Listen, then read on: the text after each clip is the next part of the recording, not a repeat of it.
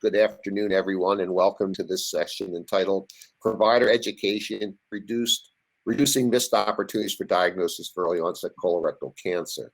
My name is Dr. Paul Schroy, and I am a gastroenterologist and health services researcher from Boston University School of Medicine. And I also serve as the co-chair of the National Colorectal Cancer Roundtable's Family History and Early Age Onset Colorectal Cancer Priority Group, as we're now known. I'd also like to introduce my two esteemed co-chairs, Dr. Whitney Jones, a gastroenterologist, public health advocate, and founder of the Colon Cancer Prevention Project from Louisville, Kentucky, and Dr. Jose Pereira Garcia, a colorectal surgeon and senior investigator from the Fundación Jiménez Díaz University Hospital in Madrid, Spain. So welcome, co-moderators. Thank you, Paul. Thank you. I'd also like to take this moment to thank our sponsors who made this event possible: Taiho Oncology, Daiichi Sankyo, and No Shade November. The next 40 minutes will provide an opportunity for us to get to know each other and discuss current efforts, opportunities, challenges, and future directions to advance the research and improve outcomes for early onset colorectal cancer patients globally. Whitney, Jose, and I will start the session with a brief overview about current efforts and priorities related to early onset colon cancer with respect to provider education. And after we complete the presentations, we'll open this up for discussion. So we'd like to hear from everyone in helping us to define next steps.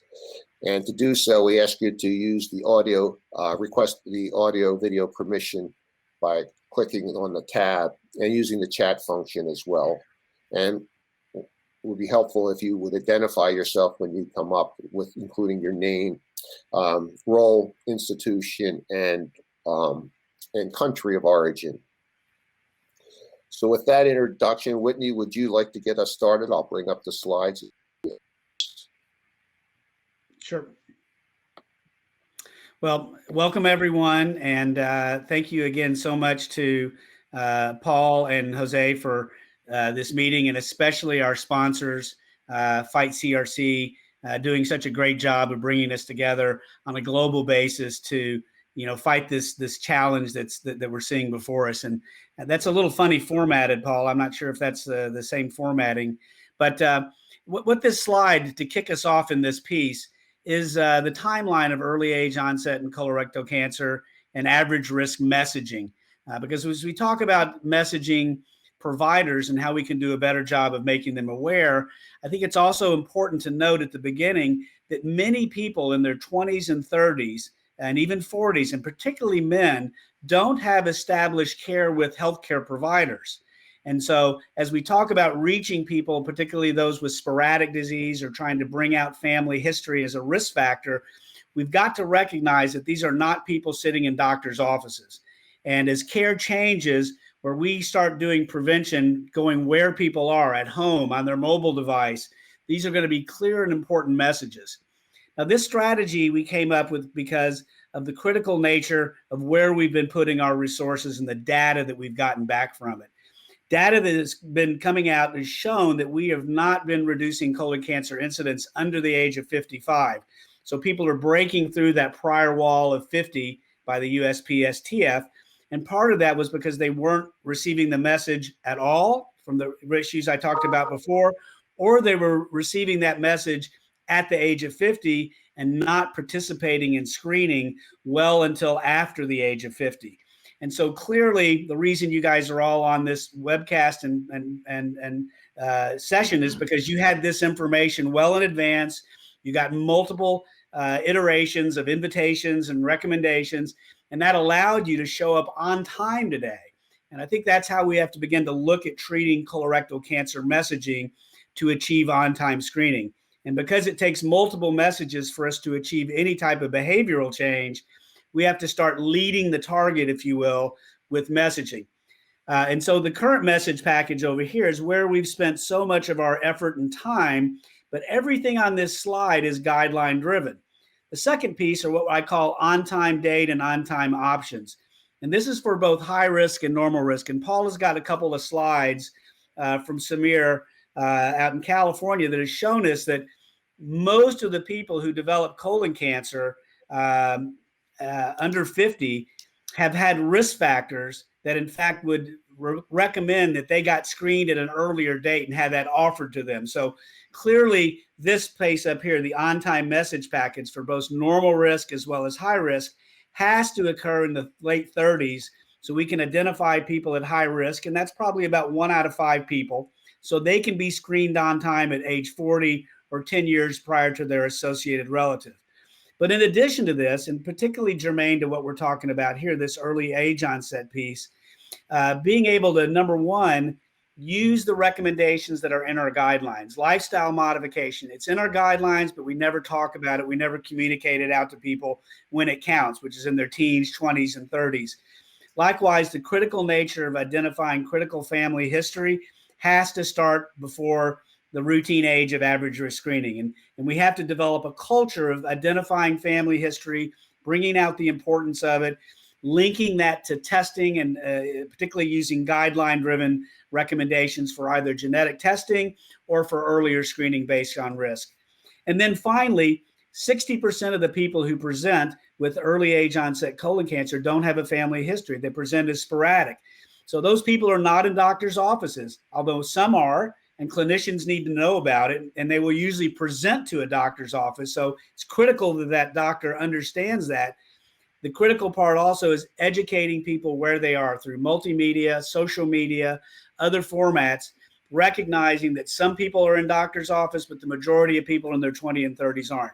So I think this sets the stage for how we not only communicate with providers about this critical issue, but also how we bridge that into communicating with people at large and at random. And again, every single thing on this slide is in the guidelines, and it's really how we adopt our strategy to include the ones that aren't currently included in our average risk strategy. Well, thank you, Whitney. I just want to point out that the National Colorectal Cancer Roundtable has deemed this early messaging approach to be a high priority and has provided funding to launch a marketing research program around how to best do this. So it's an important concept that I think should really attract a lot of buy-in, since it makes a lot of sense for the early onset group. All right, next, Jose, you're up. Yeah, sure. Thank you very much. So for my introduction for the discussion, first of all, I would like to make understand specifically 2 topics. This first one, and something that arose in yesterday's panels, is the late diagnosis and advanced stages of early onset colorectal cancer. Here, I saw two examples in that regards. Firstly, it is a questionnaire within patients from the USA, and it is interesting to know that more than 70% were later stages at diagnosis. Almost 67% visited at least 2 physicians before diagnosis, and more than 40% of cases waited 6 months before getting to doctor. So those points I think are very important to take on account. And underneath, it is a study that we published before, and confirming the same points within a Spanish cohort. In that paper, the main result was that comparing early onset colorectal cancer with intermediate age onset colorectal cancer and late onset colorectal cancer, you see that the median of duration of diagnosis was the highest for early onset colorectal cancer compared with the two other subset of cases. Next slide, please, Paul. So another key point, I think, in today's topic should be at least the disparities in different aspects on early onset colorectal cancer. For example, firstly, I think we should keep in mind that the incidence around the world of early onset colorectal cancer is completely heterogeneous. There are some countries with a very, very high increase in incidence, other countries that is increasing but not so high, and some of them, for example, Italy, Lithuania, are showing decreasing incidence. So in order to increase awareness of this problem, we should take on account that the problem within the different countries should be different. next slide, but more interesting. Next slide, please, Paul. All right. Okay, so I think more interesting are the screening guidelines within different continents. Here are the guidelines for USA within individuals with family history of colorectal cancer. And then we compare them with the guidelines that are now in Europe. Those guidelines are from the European Society of Gastrointestinal Endoscopy. They are different not only in ages, but also comparing the family history of colorectal cancer. In that sense, for example, next slide, Paul, please. So this is a work that has been published in a recent, I think, in 2 months before, about from the group of Heather Hampel, showing and analyzing the component, the preventable component of early onset colorectal cancer. They exclude all the hereditary cases and analyze trying to find out the component potentially preventable by early screening for family history in early onset colorectal cancer. Specifically in this population in Ohio, it was suggested that up to 60% of cases could be prevented if you develop the guidelines for the USA population. In contrast with that, we have developed a study within Europe, and using, of course, the European guidelines. And next slide, please, Paul. They are completely different. If you see, the population that we have studied is a population chosen from different courts. There is a retrospective court within different countries in Europe, and a prospective court in Spain, with a total of 846 patients.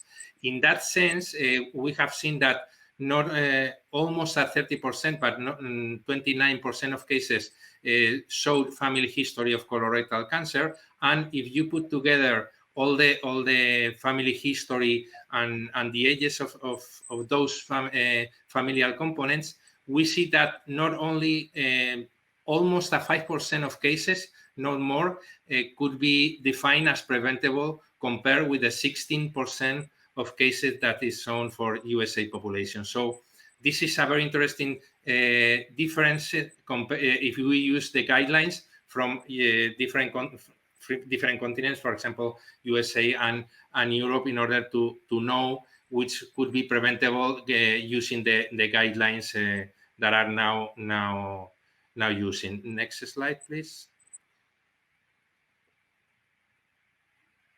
And finally, comparing our work with Heather's work, Heather's showed that 45% of cases were potentially preventable if we define them as they could have a colonoscopy performed more than 5 years earlier compared with the diagnosis.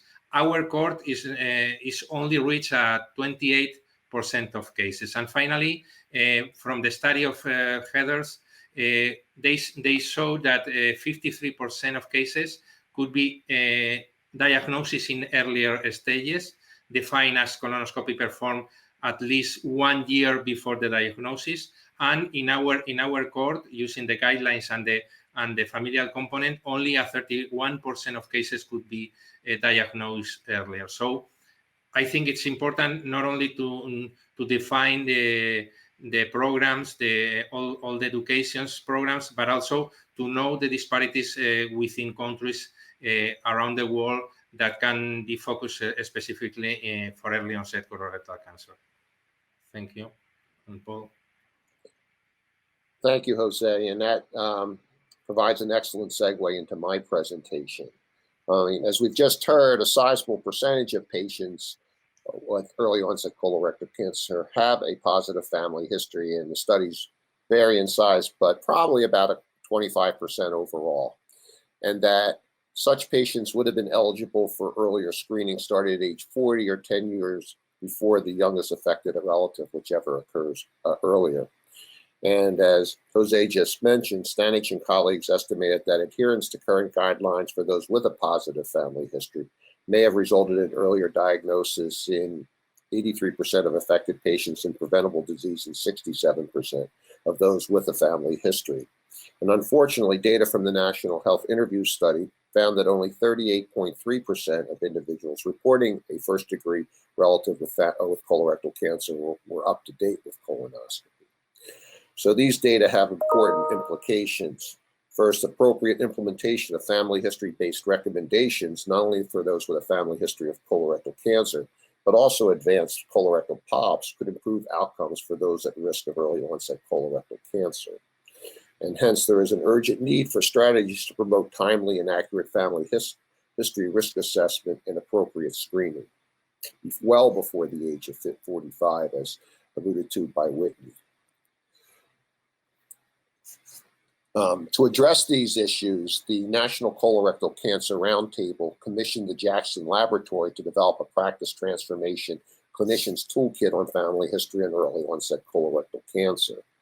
The goals of the toolkit were to enable primary care clinicians to implement a structured family history collection and screening process for familial, hereditary, and early onset colorectal cancer, and to identify patients at increased or high risk based on personal and family history, to apply appropriate risk-based screening guidelines, to refer high-risk patients to genetics, and to facilitate timely diagnostic evaluation of patients with signs or symptoms of colorectal cancer, regardless of age. The toolkit includes stepwise instruction to help practices establish a structured process, improve clinical skills, various curated tools, case studies, and tips, an appendix of guidelines, educational resources, and websites, an interactive table of contents for individual section downloads so that one could build their own toolkit as needed, and a quick start guide that includes the essentials for all primary care clinicians. And this toolkit is freely available through the NCCRT resource and JACS websites. And to date, there have been 11,666 complete tool downloads and 750 quick start downloads. But what is really needed is an evaluation component to assess the impact of the toolkit on clinical practice.